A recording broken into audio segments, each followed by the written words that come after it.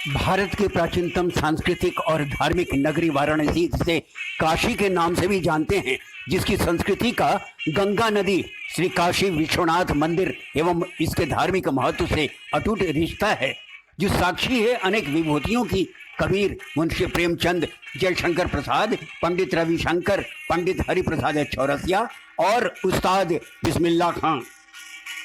उस्ताद बिस्मिल्लाह खां, जिन्होंने कजरी, झूमर, चैती जैसी प्रतिष्ठित लोक धुनों को शास्त्रीय संगीत के साथ घोलकर अपनी शहनाई की मधुर स्वर लहरियों को बनारस की गंगा की सीढ़ियों, मंदिर के नौबत खानों से गुंजाते हुए न सिर्फ राष्ट्रीय महोत्सव में दिल्ली लेकर आए, बल्कि सरहदों को लांघकर दुनिया में अमर कर दिया। एक समय था जब सुबह की पहली किरण के साथ एक और मंदिरों में घंटियों के टन और दूसरी ओर उस्ताद की शहनाई के उठते सुर को सुन बनारस जागता था। एक देवत्व का एहसास कराती थी उनकी शहनाई। उस्ताद बिस्मिल्लाह खां का जन्म 21 मार्च 1916 में बिहार के बक्सर जिले के डुमरांव के टेढ़ी बाजार में एक किराए के मकान में हुआ। वालिद का नाम पैगंबर खां और अम्मी मिट्ठन बाई। उस्ताद का मूल नाम था कमरुद्दीन। कहते हैं उनके जन्म के समय दादा रसूल बख्श ने अल्लाह के प्रति आभार प्रकट करते हुए कहा बिस्मिल्लाह, और बालक कमरुद्दीन आगे चलकर बिस्मिल्लाह खां हो गए। शहनाई बिस्मिल्लाह खां को विरासत में मिली। उनके खानदान के लोग दरबारी राग बजाने में माहिर थे और भोजपुर रियासत में अपने संगीत का हुनर दिखाने अक्सर जाते थे। वालिद भी डुमरांव रियासत के महाराजा केशव प्रसाद सिंह के दरबार में शहनाई बजाते थे। कोई 6 वर्ष की उम्र में ही बालक कमरुद्दीन अपने मामू अली बख्श विलायती संग बनारस आ गए।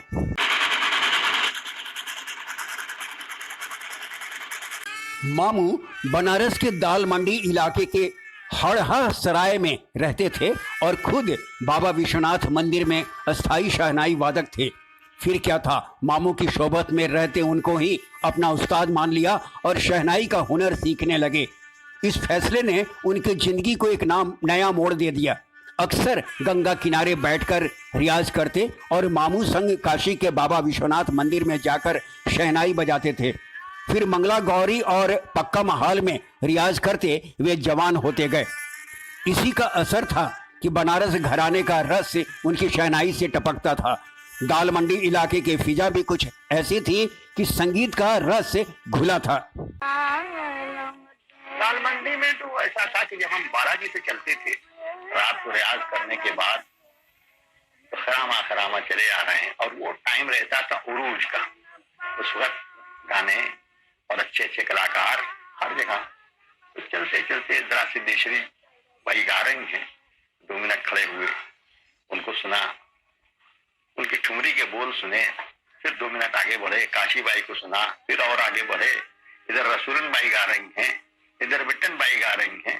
तो बीच में हम खड़े हो गए। एक तरफ मारू बिहार गाया जा रहा है, एक तरफ शंकरा गाया जा रहा, और बीच में खड़े होकर दोनों तरफ कान हमारा सुन रहा है। ऐसे मकान था।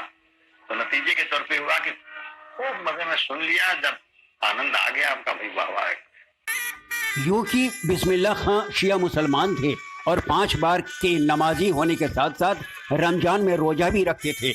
मुहर्रम के जुलूस में शहनाई बजाना उन्हें खूब पसंद था।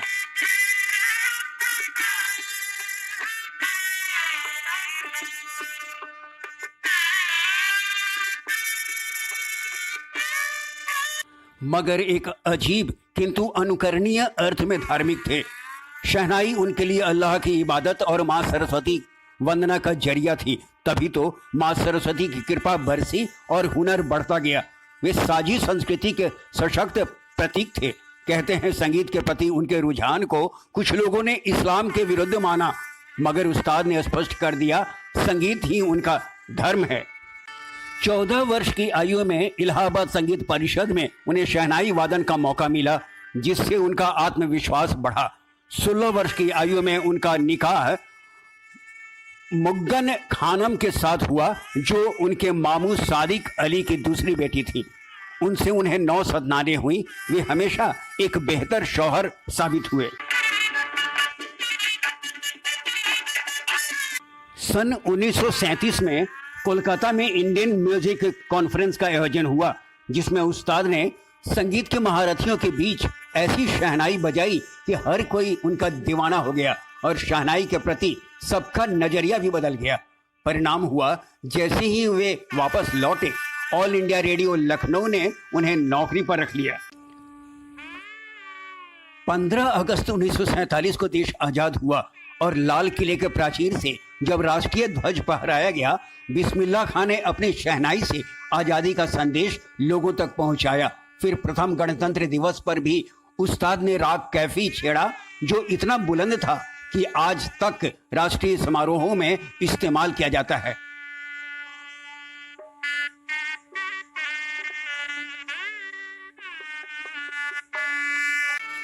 पहले जटिल संगीत की रचना शहनाई के विस्तार के बाहर मानी जाती थी, मगर उस्ताद ने इसमें परिवर्धन कर अपनी प्रतिभा का ऐसा प्रदर्शन किया कि स्वदेश के बाहर ईरान, इराक, अफगानिस्तान, जापान जैसे देशों में भी बिस्मिल्लाह खां के शहनाई का जादू चला। कहते हैं, अमेरिका में एक समारोह के बाद उनसे वहीं बस जाने हेतु कई प्रलोभन दिए गए, मगर उन्होंने ठुकराते हुए कहा, वहाँ गंगा है, काशी है, बालाजी का मंदिर है, ये सब कहाँ से लाओगे। ये उनका स्वदेश प्रेम दर्शाता है। खासकर बनारस से दूर रहना उन्हें विचलित कर देता था। हम बनारस के हैं, इसको वाराणसी कहते हैं, इसका नाम था बनारस। कहीं बनता है रस या पहले से रस बना हुआ है? बनारस।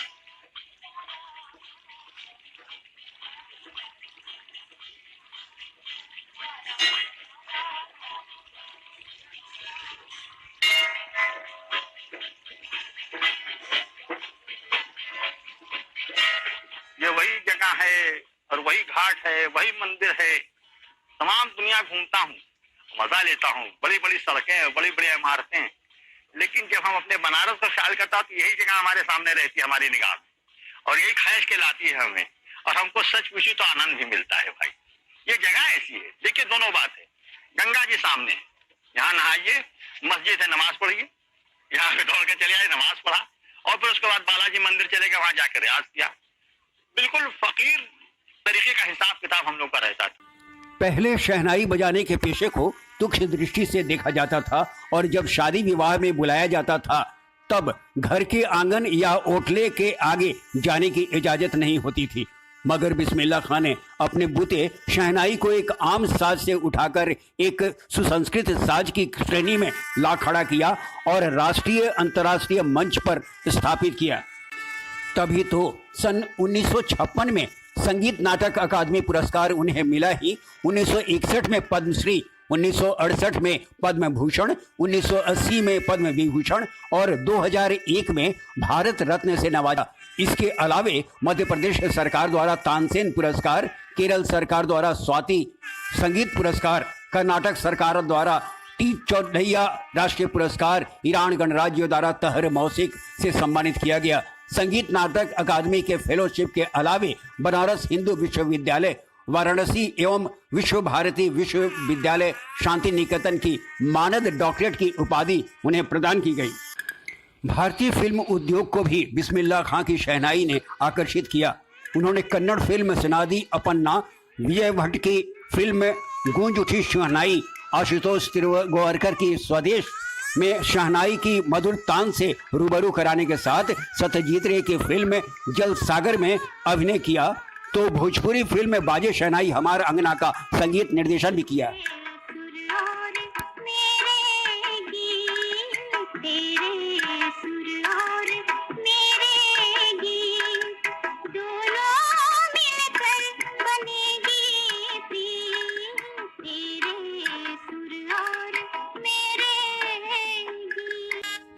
आकाशवाणी और दूरदर्शन पर अहले सुबह बजने वाली मंगल ध्वनि उस्ताद बिस्मिल्लाह खां की तान है।